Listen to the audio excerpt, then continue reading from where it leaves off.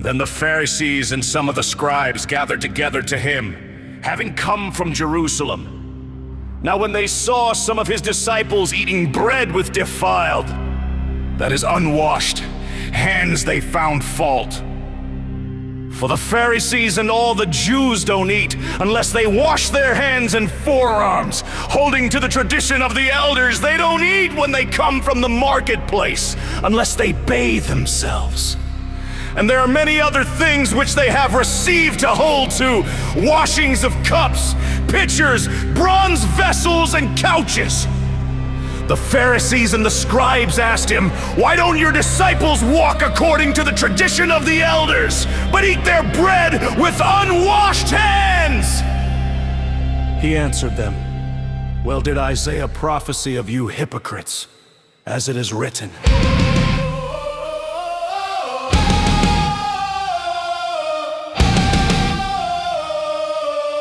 'This people honors me with their lips, but their heart is far from me.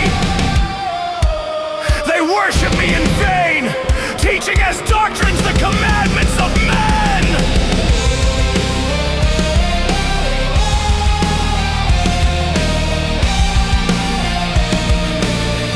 For you set aside the commandment of God and hold tightly to the tradition of men, the washing of pitchers and cups, and you do many other such things. He said to them, "Full well do you reject the commandment of God, that you may keep your tradition. For Moses said, 'Honor your father and your mother, and he who speaks evil of father or mother, let him be put to death.' But you say, 'If a man tells his father or his mother, whatever profit you might have received from me is Corban, that is to say, given to God, then you no longer allow him to do anything for his father or his mother, making void the word of God by your tradition which you have handed down. You do many things like this.'" He called all the multitude to himself and said to them, "Hear me, all of you, and understand. There is nothing from outside of the man that going into him can defile him, but the things which proceed out of the man are those that defile the man. If anyone has ears to hear, let him hear."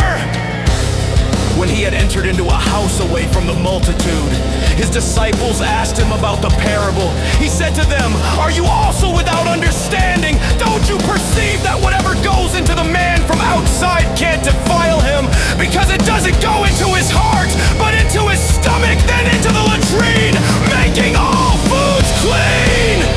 He said, "That which proceeds out of the man, that defiles the man, for from within, out of the hearts of men, proceed evil thoughts, adulteries, sexual sins, murders, theft, covetings, wickedness, deceit, lustful desires, an evil eye, blasphemy, pride, and foolishness.